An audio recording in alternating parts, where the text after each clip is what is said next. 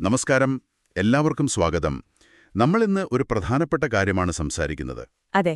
ഇത് ഡോക്ടർ മുഹമ്മദ് അർഷാദ്. അദ്ദേഹം കണ്ണൂർ ഡെന്റൽ കോളേജിലെ പബ്ലിക് ഹെൽത്ത് ഡെന്റിസ്ട്രി വിഭാഗം മേധാവിയാണ്. പിന്നെ ഡോക്ടർ വിവേക് ജി, കോഴിക്കോടുള്ള dentist and U foundation charitable ട്രസ്റ്റിലെ. ഇവർ തയ്യാറാക്കിയ ചില പഠനസഹായികളെ അടിസ്ഥാനമാക്കിയുള്ള ഓഡിയോ ചർച്ചകളുടെ ഒരു ഭാഗമാണ്. ഇത് ആർക്കൊക്കെ വേണ്ടിയാണെന്ന് വെച്ചാൽ, ഈ ദീർഘകാലമായിട്ട് ആളുകളെ പരിചരിക്കുന്നവർ, സാധാരണക്കാർ, നഴ്സിംഗ് അസിസ്റ്റന്റുമാർ, കമ്മ്യൂണിറ്റി ഹെൽത്ത് വർക്കർമാർ, നമ്മുടെ അംഗൻവാടി, ആശാ വർക്കർമാർ, സന്നദ്ധ പ്രവർത്തകർ, പിന്നെ വീട്ടിലുള്ളവർ തന്നെ, കുടുംബാംഗങ്ങൾ. അതെ, ഇവർക്കൊക്കെ ഈ സാന്ത്വന പരിചരണത്തിലും പ്രായമായവരെ നോക്കുന്നതിലുമൊക്കെ വായയുടെ ആരോഗ്യം, ഓറൽ ഹെൽത്ത് കെയർ, അതിനെക്കുറിച്ചുള്ളൊരു പരിശീലനം പോലെയാണ് ഈ ചർച്ചകൾ. ശരിയാണ്. ഇത് കഴിയുമ്പോഴേക്കും നിങ്ങൾക്കിപ്പോ ഒരാളുടെ വായിലെ പ്രശ്നം കണ്ടാൽ തിരിച്ചറിയാൻ പറ്റും. ദിവസവും എങ്ങനെ വായ വൃത്തിയാക്കണം, ചെറിയ പ്രശ്നങ്ങൾ വന്നാൽ എന്തു ചെയ്യണം, എപ്പോഴാണൊരു പല്ലിന്റെ ഡോക്ടറെ കാണിക്കേണ്ടത്, ഇതൊക്കെ മനസ്സിലാക്കാൻ പറ്റും. വളരെ നല്ലൊരു കാര്യമാണത്. അപ്പോൾ ഇന്ന് നമ്മൾ വായയുടെ ഉള്ളിലേക്കൊന്ന് കടന്നു ചെല്ലുകയാണ്, അല്ലേ? നിങ്ങൾ നോക്കുന്ന ഒരാളുടെ വായ, അതിന്റെ ഓരോ ഭാഗം, അതിന്റെ പ്രാധാന്യം, ഇതൊക്കെ അറിഞ്ഞാൽ നമ്മുടെ പരിചരണം കുറച്ചുകൂടെ നന്നായിട്ട്, ഒരു പേടിയില്ലാതെ ചെയ്യാൻ പറ്റും. തീർച്ചയായും. വായ നമ്മൾ അത്ര കാര്യമാക്കാറില്ലെങ്കിലും വളരെ പ്രധാനപ്പെട്ട ഒരു ഭാഗമാണ്. ശരീരത്തിലേക്കുള്ളൊരു വാതിൽ എന്നൊക്കെ പറയില്ലേ? അതുപോലെ ഭക്ഷണം കഴിക്കാൻ, സംസാരിക്കാൻ, നമ്മുടെ ജീവിതത്തിലെ പല സന്തോഷങ്ങൾക്കും വായയുടെ ആരോഗ്യം വേണം. പ്രത്യേകിച്ച് ഈ കിടപ്പിലായവരെ നോക്കുമ്പോഴോ അല്ലെങ്കിൽ പ്രായമായവരെ നോക്കുമ്പോഴോ വായിലൊരു ചെറിയ ബുദ്ധിമുട്ട് പോലും അവരെ വളരെ ബാധിക്കും. ശരിയാണ്. അവരുടെ പൊതുവായ ആരോഗ്യത്തെയും എന്തിനേറെ അവരുടെ ഒരു മാനസികാവസ്ഥയെ വരെ അത് ബാധിക്കാം. അപ്പോ ആരോഗ്യമുള്ള വായ എന്ന് പറഞ്ഞാൽ വെറും പല്ലു മാത്രമല്ല. അല്ല. മോണയിൽ നിന്ന് ചോര വരരുത്, നാക്ക് നല്ല നനവോടെ ഇരിക്കണം, വായിൽ നാറ്റമുണ്ടാകരുത്. അങ്ങനെയെല്ലാം ചേർന്നതാണ്. ഈ വാതിൽ വൃത്തിയായിട്ട് വെക്കുന്നത് അവർക്ക് കിട്ടുന്നൊരു വലിയ ആശ്വാസം കൂടിയാണ്. അപ്പോ നമുക്ക് ഓരോ ഭാഗമായിട്ട് നോക്കാം, അല്ലേ? ഏറ്റവും പൊറുമേ കാണുന്ന ചുണ്ടുകൾ, ലിപ്സ്, അതിൽ നിന്ന് തുടങ്ങാം. ശരി. സംസാരിക്കാനും കഴിക്കാനും നമ്മുടെ മുഖത്തെ ഭാവങ്ങൾക്കുമെല്ലാം ചുണ്ടുകൾ വേണം. സാധാരണ ആരോഗ്യമുള്ള ഒരാളുടെ ചുണ്ട് ഒരു പിങ്ക് നിറത്തിൽ, നല്ല സോഫ്റ്റായിട്ട്, കുറച്ച് നനവോടെ ഇരിക്കും, അല്ലേ? അതെ. പക്ഷേ നമ്മൾ പരിചരിക്കുന്ന പലരുടെയും ചുണ്ട് ചിലപ്പം വരണ്ടിരിക്കും, അല്ലെങ്കിൽ വിണ്ട് കീറിയിട്ടുണ്ടാവും. എന്തായിരിക്കും അതിന്റെ കാരണം? അതിന് പല കാരണങ്ങളുണ്ടാവാം. ഏറ്റവും കോമണായിട്ട് കാണുന്നത് ഡീഹൈഡ്രേഷൻ, അതായത് ശരീരത്തിൽ ആവശ്യത്തിന് വെള്ളമില്ലാത്തൊരവസ്ഥ. ചിലപ്പോ ചില വിറ്റാമിനുകളുടെ കുറവ് കൊണ്ടും വരാം. പിന്നെ അവര് കഴിക്കുന്ന ചില മരുന്നുകളില്ലേ, അതിന്റെ സൈഡ് ഇഫക്റ്റായും ചുണ്ടുകൾ വരളാം. അപ്പോ ഏത് കാരണമായാലും ഈ വരണ്ട് വിണ്ട ചുണ്ട് അവർക്ക് ബുദ്ധിമുട്ടുണ്ടാക്കുമല്ലോ? നല്ല ബുദ്ധിമുട്ടുണ്ടാക്കും. ഒന്ന്, അത് വേദനയുണ്ടാക്കും. രണ്ട്, ഭക്ഷണം കഴിക്കാൻ പ്രയാസമാകും. പിന്നെ ആ വിള്ളലില്ലേ, അതിലൂടെ അണുബാധ വരാനുള്ള സാധ്യതയുണ്ട്.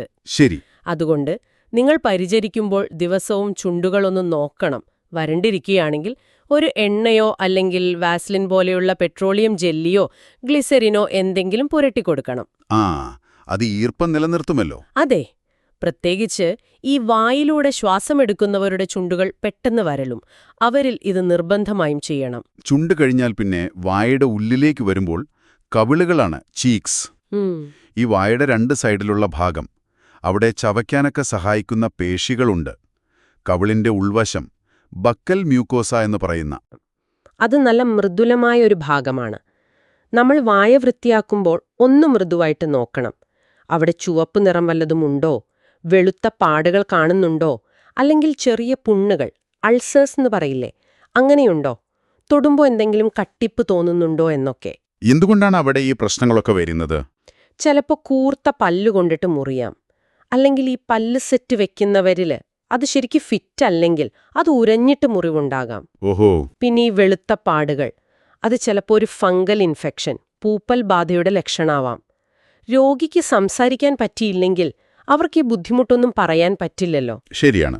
അപ്പോൾ നമ്മൾ കണ്ടുപിടിക്കണം. അതെ, നമ്മുടെ നോട്ടം പ്രധാനമാണ്. ഇനി എല്ലാവർക്കും അറിയുന്ന ഭാഗം, പല്ലുകൾ, ടീത്ത്. ശരീരത്തിലെ ഏറ്റവും കട്ടിയുള്ള ഭാഗം എന്നാണല്ലോ പറയുന്നത്.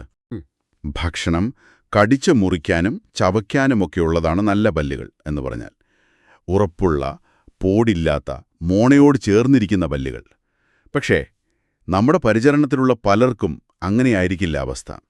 എന്തൊക്കെ പ്രശ്നങ്ങളാണ് സാധാരണ പല്ലിന് കാണാറ്? പല പ്രശ്നങ്ങളും കാണാം. ഏറ്റവും സാധാരണ പല്ലിലെ പോട്, ഡെന്റൽ കാരീസ് അല്ലെങ്കിൽ ഡിക്കേ എന്ന് പറയും. കേട്. അതെ, കേട്. അത് ചെറിയ ഒരു തവിട്ട് നിറത്തിലോ കറുപ്പ് നിറത്തിലോ തുടങ്ങും. ശ്രദ്ധിച്ചില്ലെങ്കിൽ അത് വലുതായി പല്ല് പൊടിഞ്ഞു പോകും, വേദന വരും, ഇൻഫെക്ഷനാകും. പിന്നെയുള്ളത് പല്ലിന് ഇളക്കം വരിക. മോണരോഗം കാരണമോ അല്ലെങ്കിൽ വേറെ എന്തെങ്കിലും കാരണങ്ങൾ കൊണ്ടോ പല്ലിന്റെ ബലം കുറയാം. ഇളകണ പല്ലുവെച്ച് ഭക്ഷണം കഴിക്കാൻ വലിയ ബുദ്ധിമുട്ടാവും. ചിലപ്പോ അറിയാതെ വിഴുങ്ങിപ്പോകാനും മതി. പിന്നെ പ്രായമായവരുടെ പല്ല് ചിലപ്പോ തേഞ്ഞിട്ടുണ്ടാവും അല്ലെങ്കിൽ പൊട്ടിയിട്ടുണ്ടാവും.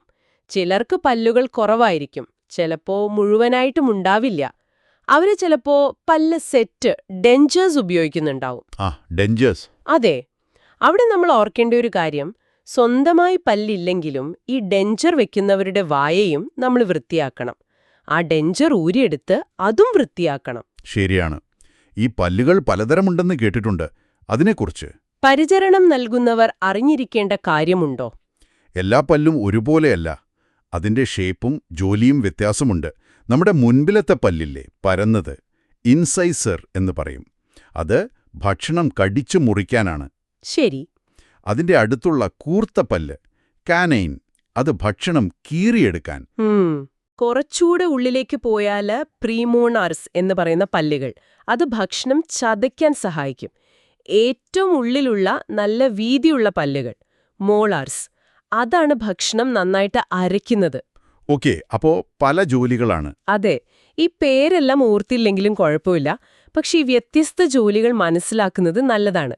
കാരണം ചില പല്ലുകൾ പോകുമ്പോൾ, പ്രത്യേകിച്ച് ഈ പിന്നിലുള്ള അരയ്ക്കണ മോളാർ പല്ലുകളൊക്കെ പോയാൽ അത് ഭക്ഷണം കഴിക്കാനുള്ള കഴിവിനെ ശരിക്കും ബാധിക്കും. അവർക്ക് ചില ഭക്ഷണങ്ങൾ കഴിക്കാൻ പറ്റില്ലാതാവുമോ? നല്ല നാരൊക്കെയുള്ള ഭക്ഷണങ്ങൾ, ഇറച്ചിയൊക്കെ, അതൊക്കെ കഴിക്കാൻ ബുദ്ധിമുട്ടാവും. ഇത് അവരുടെ പോഷകാഹാരം കിട്ടുന്നതിനെ വരെ ബാധിക്കാം. അതുകൊണ്ട് പല്ല് പോയിട്ടുണ്ടെങ്കിൽ അവർ കഴിക്കുന്ന ഭക്ഷണത്തിൽ മാറ്റം വന്നിട്ടുണ്ടോ എന്നൊക്കെ നമ്മളൊന്ന് ശ്രദ്ധിക്കണം. വളരെ പ്രധാനപ്പെട്ട കാര്യമാണത്. ഇനി പല്ലിനെ താങ്ങി നിർത്തുന്ന ഭാഗം, മോണകൾ, ഗംസ് അല്ലെങ്കിൽ ജിഞ്ചൈവ എന്ന് പറയും. ആ പിങ്ക് നിറത്തിലുള്ള ഭാഗം, അതിന്റെ ആരോഗ്യം എത്രത്തോളം ശ്രദ്ധിക്കണം? മോണയുടെ ആരോഗ്യം അത് പല്ലിന്റെ ആരോഗ്യം പോലെ തന്നെ, അല്ലെങ്കിൽ അതിനേക്കാൾ പ്രധാനമാണ് എന്ന് വേണമെങ്കിൽ പറയാം. നല്ല ആരോഗ്യമുള്ള മോണ പല്ലിനോട് ചേർന്ന് നല്ല ഉറപ്പോടെ ഇരിക്കും. ഇളം പിങ്ക് നിറമായിരിക്കും. നമ്മൾ ബ്രഷ് ചെയ്യുമ്പോഴൊന്നും ചോര വരില്ല. ശരി. പക്ഷേ വായ ശരിക്ക് വൃത്തിയാക്കാതെ വരുമ്പോ ഈ ഭക്ഷണത്തിന്റെ അംശങ്ങളും ബാക്ടീരിയകളും എല്ലാം കൂടി പല്ലിന്റെ മുകളിൽ, പ്രത്യേകിച്ച് മോണയോട് ചേർന്ന ഭാഗത്ത് പ്ലാക്ക് എന്ന് പറയുന്നൊരു മഞ്ഞ നിറത്തിലുള്ള പാടുപോലെ വരും. പ്ലാക്ക്. അതൊരു, ശരിക്കും പറഞ്ഞ ബാക്ടീരിയയുടെ ഒരു കൂട്ടമാണ്, ഒട്ടിപ്പിടിച്ചിരിക്കും. ഈ പ്ലാക്ക് മോണയിലൊരു അസ്വസ്ഥത, ഒരു ഇൻഫ്ലമേഷൻ ഉണ്ടാക്കും. ഇതാണ് മോണരോഗത്തിന്റെ തുടക്കം. ഗം ഡിസീസ് അല്ലെങ്കിൽ ജിഞ്ചിവൈറ്റിസ് എന്ന് പറയും. അപ്പം മോണ നല്ല ചുവന്നിരിക്കും, ചിലപ്പോൾ കുറച്ച് വീർത്തിരിക്കും. തൊടുമ്പോഴോ ബ്രഷ് ചെയ്യുമ്പോഴോ ഒക്കെ ചോര വരും. ഈ ചോര വരുന്നത് അത്ര കാര്യമാക്കേണ്ടതുണ്ടോ, അതോ അത് പ്രശ്നമാണോ? അത് തീർച്ചയായും പ്രശ്നമാണ്. മോണയിൽ നിന്ന് രക്തം വരുന്നത് ആദ്യത്തെ സൂചനയാണ്. അത് കാര്യമാക്കിയില്ലെങ്കിൽ എന്ത് സംഭവിക്കും? ആ ഇൻഫ്ലമേഷൻ മോണയുടെ ഉള്ളിലേക്ക് വ്യാപിക്കും. പല്ലിനെ ഉറപ്പിച്ചു നിർത്തുന്ന എല്ല് വരെ അത് ബാധിക്കും. അതിനെ പീരിയോഡോണ്ടൈറ്റിസ് എന്ന് പറയും. ഓഹോ. അത് പിന്നെ പല്ലിന് ഇളക്കം വരാനും അവസാനം പല്ല് നഷ്ടപ്പെടാനും കാരണമാകും. പക്ഷെ അതിനേക്കാളും ശ്രദ്ധിക്കേണ്ട വേറൊരു കാര്യമുണ്ട്. അതെന്താണ്? ഈ വായിലെ ഇൻഫെക്ഷനും ഇൻഫ്ലമേഷനുമൊക്കെ രക്തത്തിൽ കലർന്ന് ശരീരത്തിന്റെ മറ്റു ഭാഗങ്ങളിലേക്ക് എത്താം. ശരിക്കും? അതെ. ഹാർട്ടിന്റെ അസുഖങ്ങൾ, പ്രമേഹം, ശ്വാസകോശരോഗങ്ങൾ, സ്ട്രോക്ക്, ഇതുപോലുള്ള പല വലിയ അസുഖങ്ങളുമായിട്ട് ഈ മോണരോഗത്തിന് ബന്ധമുണ്ടെന്ന് ഒരുപാട് പഠനങ്ങൾ പറയുന്നുണ്ട്. അപ്പൊ വായ ശരിക്കും ശരീരത്തിന്റെ കവാടം തന്നെയാണല്ലേ? അതെ. അതുകൊണ്ടാണ് അങ്ങനെ പറയുന്നത്. വായിലെ ആരോഗ്യം നമ്മുടെ മൊത്തം ആരോഗ്യത്തിന്റെ ഒരു സൂചകമാണ്. തിരിച്ചും അങ്ങനെ തന്നെ. അതുകൊണ്ട് നമ്മൾ പരിചരിക്കുന്നവരുടെ മോണ മൃദുവായിട്ട് വൃത്തിയാക്കുന്നത് അവരുടെ വായിലെ പ്രശ്നം മാറ്റാൻ മാത്രമല്ല, അവരുടെ മൊത്തത്തിലുള്ള ആരോഗ്യത്തിനും നല്ലതാണ്. ഇനി അടുത്തത് വായയിലെ പ്രധാനപ്പെട്ട ഒരു പേശി, നാക്ക്, ടങ്ക്. സംസാരിക്കാനും ടേസ്റ്റ് അറിയാനും ഭക്ഷണം ചവയ്ക്കാനും വിഴുങ്ങാനുമൊക്കെ സഹായിക്കുന്ന നാക്കിന്റെ ആരോഗ്യം, അതെങ്ങനെയാണ് ശ്രദ്ധിക്കേണ്ടത്? ആരോഗ്യമുള്ള നാക്ക് സാധാരണ ഒരു പിങ്ക് നിറായിരിക്കും. ചെറിയ തരിതരിപ്പുകൾ, ടേസ്റ്റ് ബഡ്സ് എന്ന് പറയില്ലേ, അതൊക്കെയുള്ള ഒരു പ്രതലമായിരിക്കും. പിന്നെ ആവശ്യത്തിന് നനവുണ്ടാകും. ശരി.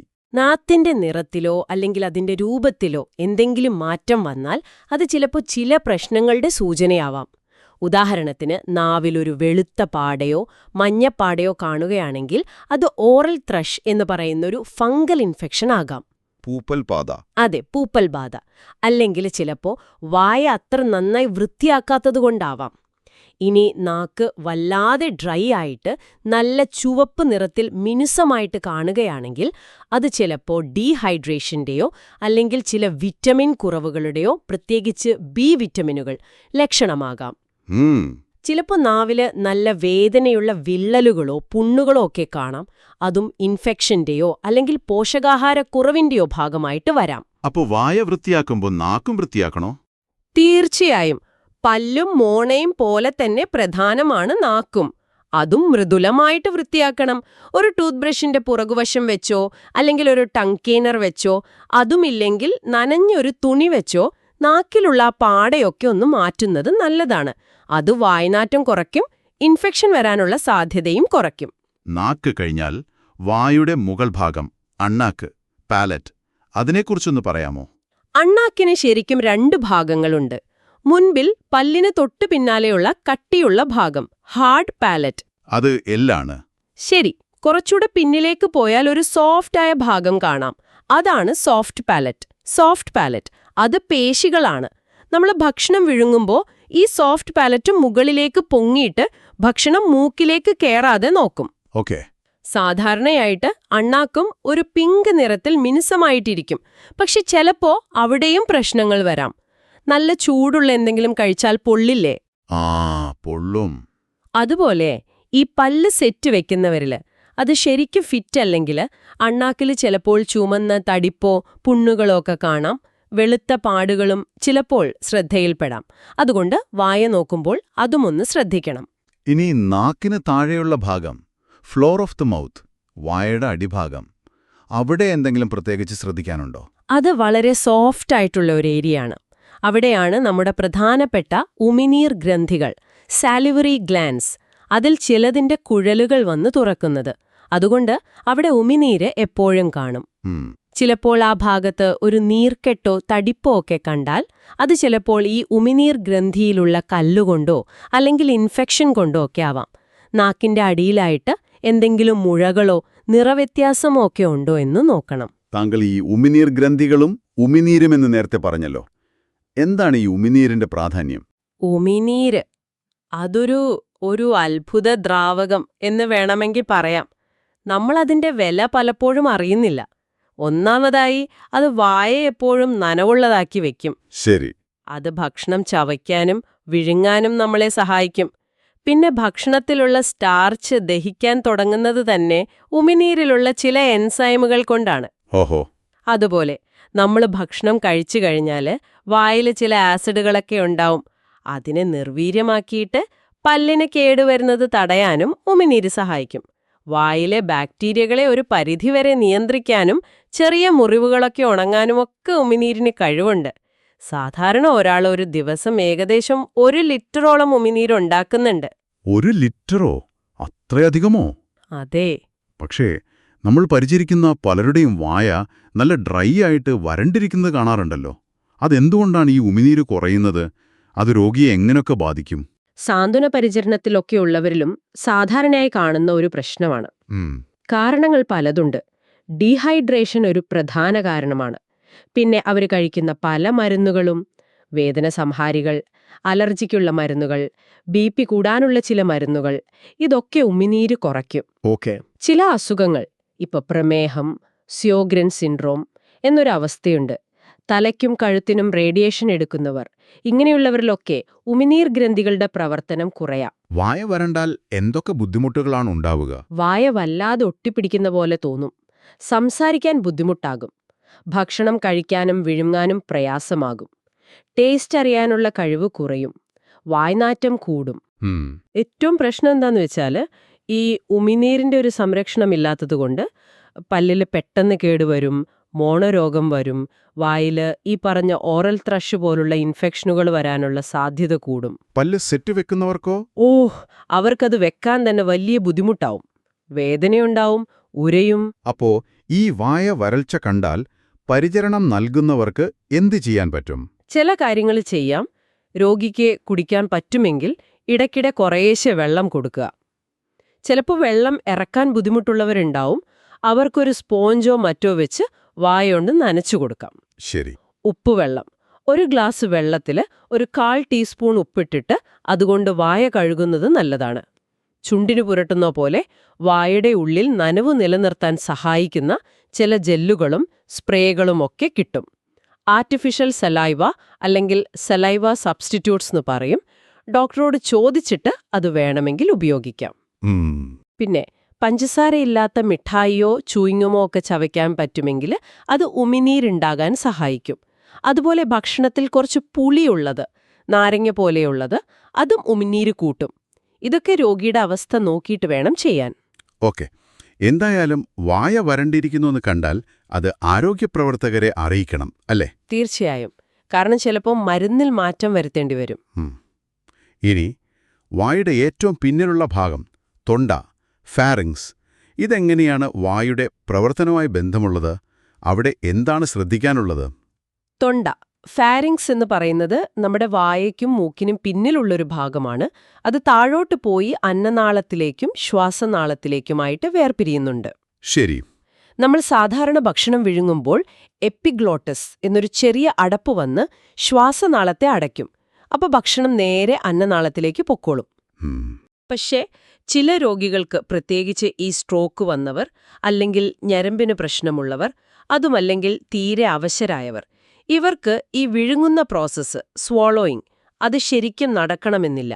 അതിന് ഡിസ്ഫേജിയ എന്ന് പറയും. അങ്ങനെയുള്ളവരുടെ വായ വൃത്തിയാക്കുമ്പോൾ ശ്രദ്ധിക്കണമെന്നാണോ? വളരെയധികം ശ്രദ്ധിക്കണം. എന്താണ് അപകടം? പ്രധാന അപകടം, നമ്മൾ വായ കഴുകാൻ എടുക്കുന്ന വെള്ളമോ അല്ലെങ്കിൽ വായിൽ തന്നെയുള്ള ഉമിനീരോ ഭക്ഷണത്തിന്റെ അംശങ്ങളോ ഒക്കെ അറിയാതെ ശ്വാസനാളത്തിലേക്ക് കടന്നിട്ട് ശ്വാസകോശത്തിലെത്താം. ഓഹോ. ഇതിനെയാണ് ആസ്പിരേഷൻ എന്ന് പറയുന്നത്. ഇത് ശ്വാസകോശത്തിൽ വലിയ ഇൻഫെക്ഷൻ ഉണ്ടാക്കും. ആസ്പിരേഷൻ ന്യൂമോണിയ എന്നൊക്കെ പറയും. അത് ചിലപ്പോൾ ജീവന് തന്നെ അപകടമാവാം. അയ്യോ, അപ്പൊ അതെങ്ങനെ ഒഴിവാക്കാം? വിഴുങ്ങാൻ ബുദ്ധിമുട്ടുണ്ട് എന്ന് നമുക്കറിയാവുന്ന ഒരാളുടെ വായ വൃത്തിയാക്കുമ്പോൾ അവരെ കഴിയുന്നതും നേരെ ഇരുത്തുക. അല്ലെങ്കിൽ തലയും നെഞ്ചും കുറഞ്ഞതൊരു 30-45 ഡിഗ്രിയെങ്കിലും പൊക്കിവെച്ച് കിടത്തുക. ശരി. വായ് കഴുകാൻ വളരെ കുറച്ചു വെള്ളം മാത്രം ഉപയോഗിക്കുക. അല്ലെങ്കിൽ നനഞ്ഞ തുണിയോ സ്പോഞ്ചോ വെച്ച് തുടച്ചാൽ മതി. ചിലപ്പോൾ വായിലുള്ള വെള്ളം വലിച്ചെടുക്കാൻ ഒരു സക്ഷൻ മെഷീൻ ഉപയോഗിക്കേണ്ടി വരും. എപ്പോഴും പതുക്കെ ശ്രദ്ധിച്ചു വേണം ചെയ്യാൻ. ഇത്രയും കാര്യങ്ങൾ കേട്ടപ്പോൾ ഒരു പരിചരണം നൽകുന്ന ആൾ എങ്ങനെയാണ് ദിവസവും ഒരാളുടെ വായ പരിശോധിക്കേണ്ടത്? അതിനൊരു ക്രമമുണ്ടോ? വലിയ ബുദ്ധിമുട്ടുള്ള കാര്യമല്ല. നമ്മൾ ദിവസവും അവരെ നോക്കുന്നതിന്റെ ഭാഗമായിട്ട് ചെയ്യാവുന്നതേ ഉള്ളൂ. ആദ്യം നമ്മുടെ കൈ നന്നായി കഴുകുക, ഒരു ഗ്ലൗസ് ഇടുക. നല്ല വെളിച്ചം വേണം. ചിലപ്പോൾ ഒരു ചെറിയ ടോർച്ച് ഉപയോഗിക്കാം. എന്നിട്ട് രോഗിയോട് പതുക്കെ വായ തുറക്കാൻ പറയുക. പറ്റിയില്ലെങ്കിൽ നമ്മൾ മൃദുവായി സഹായിക്കുക. എന്നിട്ട് ഓരോ ഭാഗമായിട്ട് നോക്കുക. എന്തൊക്കെയാണ് നോക്കേണ്ടത്? ചുണ്ടുകൾ നോക്കുക. വരൾച്ചയുണ്ടോ, വിള്ളലുണ്ടോ, കവിളിന്റെ ഉൾവശം ചുവപ്പുണ്ടോ, പുണ്ണുണ്ടോ, പാടകളുണ്ടോ, പല്ലുകൾ കേടുണ്ടോ, ഇളകുന്നുണ്ടോ, ഭക്ഷണമുണ്ടോ, എവിടെയെങ്കിലും കൂർത്തു നിൽക്കുന്നുണ്ടോ, മോണകൾ ചുവപ്പ്, നീര്, ചോര വരുന്നുണ്ടോ, നാക്ക് പാടകളുണ്ടോ, നിറം മാറിയോ, വല്ലാതെ വരണ്ടിരിക്കുന്നോ, അണ്ണാക്ക്, നാക്കിന്റെ അടിഭാഗം, ഇതൊക്കെ നോക്കുക. പിന്നെ എന്തെങ്കിലും വല്ലാത്തൊരു നാറ്റം വരുന്നുണ്ടോയെന്നും ശ്രദ്ധിക്കുക. എന്തെങ്കിലും വ്യത്യാസം കണ്ടാൽ അത് നോട്ട് ചെയ്ത് വെക്കണം. എന്നിട്ട് നഴ്സിനെയോ ഡോക്ടറെയോ അറിയിക്കണം. ശരി. ഒരു കാര്യം കൂടി ചോദിച്ചോട്ടെ. ഈ ബോധമില്ലാത്ത രോഗികളുടെ വായിൽ വിരലിടുന്നത് സുരക്ഷിതമാണോ? അത് ഒരുപാട് ഉള്ളിലേക്ക് വിരലിടാതിരിക്കുന്നതാണ് നല്ലത്. കാരണം അവർക്ക് ആ ബൈറ്റിംഗ് റിഫ്ലെക്സ് ഉണ്ടാവും. അറിയാതെ കടിച്ചുപോകും. ഓക്കെ. അപ്പോ ശ്രദ്ധിക്കണം. അതെ. അപ്പോ നമ്മളിങ്ങനൊക്കെ നോക്കുമ്പോൾ ഒറ്റനോട്ടത്തിലൊരു ആരോഗ്യമുള്ള വായ എങ്ങനെയിരിക്കുമെന്ന് പറയാൻ പറ്റുമോ? ഇത്തരത്തിലുള്ളതായിരിക്കും. ചോര വരില്ല. പല്ലുകൾ അല്ലെങ്കിൽ പല്ല് സെറ്റ് വൃത്തിയുള്ളതായിരിക്കും. ഭക്ഷണത്തിന്റെ അംശങ്ങളോ മഞ്ഞപ്പാടയോ ഉണ്ടാവില്ല. നാക്ക് പിങ്ക് നിറത്തിൽ, ആവശ്യത്തിന് നനവോടെ, വെളുത്ത പാടകളില്ലാതെയിരിക്കും. ചുണ്ടുകൾ സോഫ്റ്റായിട്ട് വിള്ളലില്ലാതെ കാണും, വായിൽ നിന്ന് ദുർഗന്ധമുണ്ടാവില്ല, പിന്നെ വലിയ പുണ്ണുകളോ വ്രണങ്ങളോ ഒന്നും കാണില്ല. ഇതിൽ നിന്ന് എന്തെങ്കിലും വ്യത്യാസം കണ്ടാൽ ഇതിൽ നിന്ന് വ്യത്യസ്തമായി എന്ത് കണ്ടാലും, അത് വരൾച്ചയോ ചുവപ്പോ നീരോ പാടകളോ ചോരയോ നാറ്റമോ എന്തുമാവട്ടെ, അതിനർത്ഥം അവിടെ ശ്രദ്ധ വേണം, പ്രത്യേക പരിചരണം വേണം എന്നാണ്. ഈ പറയുന്ന കാര്യങ്ങളെല്ലാം സാധാരണക്കാരായ ആളുകളെ, ഈ പരിചരണം നൽകുന്നവരെ എങ്ങനെ എളുപ്പത്തിൽ പഠിപ്പിക്കാൻ പറ്റും? പല വഴികളുണ്ട്. ഈ വായുടെ പടങ്ങളൊക്കെയുള്ള വലിയ ചാർട്ടുകൾ ഉപയോഗിക്കാം. പല്ലിന്റെയും മോണയുടെയൊക്കെ മോഡലുകൾ കാണിച്ചു കൊടുക്കാം. എങ്ങനെയാണ് ശരിക്കു വായ വൃത്തിയാക്കേണ്ടതെന്ന് നേരിട്ട് ചെയ്തു കാണിക്കുന്നത്, ഡെമോൺസ്ട്രേഷൻ, അത് എപ്പോഴും നല്ലതാണ്. ശരിയാണ്.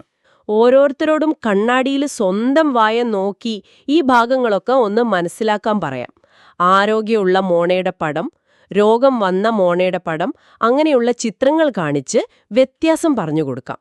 ചെറിയ ചോദ്യങ്ങളും ഉത്തരങ്ങളും കളികളുമൊക്കെയായിട്ട് ചെയ്താൽ അവർക്ക് ഓർമ്മ നിൽക്കും. അപ്പോൾ പ്രായോഗികമായിട്ട് പഠിപ്പിക്കുന്നതാണ് നല്ലത്. അതെ, തിയറി മാത്രം പോരാ.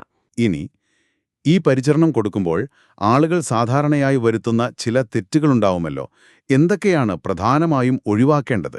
ഏറ്റവും പ്രധാനം, ഒരുപാട് ശക്തി ഉപയോഗിക്കരുത്. മൃദുലമായിട്ട് വേണം ചെയ്യാൻ. കട്ടിയുള്ള ബ്രഷ് വെച്ച് മോണയിൽ ഉരയ്ക്കരുത്. കൂർത്ത സാധനങ്ങളൊന്നും വായിലിടരുത്. പല്ല് തേക്കുമ്പോ മുൻപല്ല് മാത്രം തേച്ച് നിർത്തരുത്. ഉള്ളിലുള്ള അണപ്പല്ലുകളും വൃത്തിയാക്കണം. നാക്കും കവിളിന്റെ ഉള്ളും വൃത്തിയാക്കാൻ മറന്നുപോകരുത്. ശക്തി കൂട്ടി ബ്രഷ് ചെയ്ത് ചോര വരുത്തരുത്. ചുണ്ടിനും വായയുടെ കോർണറിലൊക്കെ ഈർപ്പം കൊടുക്കാൻ ഓർക്കണം. പിന്നെ ഏറ്റവും മുഖ്യം, എന്തെങ്കിലും ഒരു വ്യത്യാസം കണ്ടാൽ അത് സാരമില്ലാന്ന് വെച്ച് തള്ളിക്കളയരുത്. അപ്പം മൃദുലമായ എന്നാൽ ശ്രദ്ധയോടെയുള്ള പരിചരണം. അതെ, അതാണ് വേണ്ടത്. അപ്പോ നമ്മളിന്ന് സംസാരിച്ചതിന്റെയൊക്കെ അടിസ്ഥാനത്തില് ഈ പരിചരണം നൽകുന്നവർക്ക് ഓർക്കാനൊരു പ്രധാന നിയമം, ഒരു ഗോൾഡൻ റൂള് പോലെ എന്തെങ്കിലും പറയാനുണ്ടോ?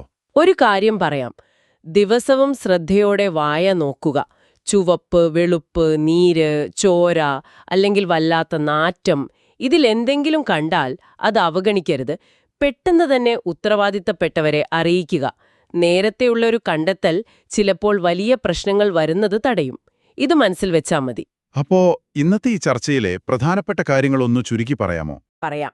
ഒന്ന്, വായ എന്ന് പറയുന്നത് ചുണ്ടും കവിളും പല്ലും മോണയും നാക്കും അണ്ണാക്കും ഉമിനീർ ഗ്രന്ഥിയുമെല്ലാം ചേർന്നതാണ്. എല്ലാ ഭാഗത്തിനും ശ്രദ്ധ വേണം. ശരി. 2, ആരോഗ്യമുള്ള വായ പിങ്ക് നിറത്തിൽ നനവോടെ വേദനയോ നാറ്റമോ ഇല്ലാതിരിക്കും. 3, ദിവസവും ഒന്ന് ശ്രദ്ധിച്ചു നോക്കിയാൽ പ്രശ്നങ്ങൾ നേരത്തെ കണ്ടുപിടിക്കാൻ പറ്റും. 4, മൃദുലമായി വൃത്തിയാക്കുന്നതും ഈർപ്പം കൊടുക്കുന്നതും രോഗിക്ക് വലിയ ആശ്വാസമാണ്, ആരോഗ്യത്തിനും നല്ലതാണ്. 5, വായിലെ ആരോഗ്യം നമ്മുടെ ശരീരത്തിന്റെ മൊത്തം ആരോഗ്യത്തെയും ബാധിക്കും. ശരിയാണ്. അവസാനം, ഈ ഓരോ ഭാഗത്തെക്കുറിച്ചും അറിയുന്നത് നിങ്ങൾക്ക് ഓരോരുത്തർക്കും പേടിയില്ലാതെ നല്ല ആത്മവിശ്വാസത്തോടെ പരിചരണം നൽകാൻ സഹായിക്കും. ഇതിലെ പ്രധാന സന്ദേശം അപ്പോൾ വളരെ വ്യക്തമാണ്. വായ നമ്മുടെ ആരോഗ്യത്തിന്റെ ഒരു സൂചന തരുന്ന കണ്ണാടി പോലെയാണ്. അതിലെ ഓരോ മാറ്റത്തിനും എന്തെങ്കിലും പറയാനുണ്ടാവും. ആ മാറ്റങ്ങൾ കാണാനും മനസ്സിലാക്കാനും നിങ്ങൾ പഠിക്കുമ്പോൾ നിങ്ങൾ നോക്കുന്ന ആൾക്ക് വലിയൊരു സഹായമാണ് ചെയ്യുന്നത്. അതെ. നിങ്ങൾ പരിചരിക്കുന്ന ഒരു ചിന്ത കൂടി ഞാൻ പറയാം, എന്നിട്ട് നമുക്ക് നിർത്താം. പറയൂ. നിങ്ങൾ പരിചരിക്കുന്ന ആളുടെ വായിൽ കാണുന്ന ഓരോ ചെറിയ മാറ്റം. ഒരു ഉദാഹരണം പറഞ്ഞാൽ, മോണയിൽ ഇന്നലെ കാണാത്തൊരു ചുവപ്പ് നിറം ഇന്ന് കാണുന്നു, അല്ലെങ്കിൽ നാവിൽ ഒരു വെളുത്ത പാട കാണുന്നു. അതുമല്ലെങ്കിൽ അവരുടെ ശ്വാസത്തിന് ഒരു വ്യത്യാസം തോന്നുന്നു. ഇങ്ങനെയുള്ള ചെറിയ കാര്യങ്ങൾ പോലും ശ്രദ്ധിക്കുന്നത് അവരുടെ മൊത്തത്തിലുള്ള ആരോഗ്യത്തെയും അവരുടെ ഒരു സൗഖ്യത്തെയും എത്രത്തോളം നന്നായി സ്വാധീനിക്കാൻ സാധ്യതയുണ്ട് എന്ന് നിങ്ങൾ എപ്പോഴെങ്കിലും ചിന്തിച്ചിട്ടുണ്ടോ? അടുത്ത തവണ നിങ്ങൾ അവരുടെ വായ വൃത്തിയാക്കാൻ പോകുമ്പോൾ വെറുതെ വൃത്തിയാക്കുക എന്നതിനപ്പുറം ആ വായ നിങ്ങൾക്ക് തരുന്ന സൂചനകൾ എന്തൊക്കെയാണെന്ന് കൂടി ഒന്ന് ശ്രദ്ധിക്കാൻ ശ്രമിക്കൂ. വളരെ നല്ലൊരു ചിന്തയാണിത്. ഈ പരമ്പരയിലെ അടുത്ത ഭാഗത്തിനായി കാത്തിരിക്കുക. നിങ്ങളുടെ പഠനം തുടരുക. എല്ലാവർക്കും നന്ദി. നന്ദി.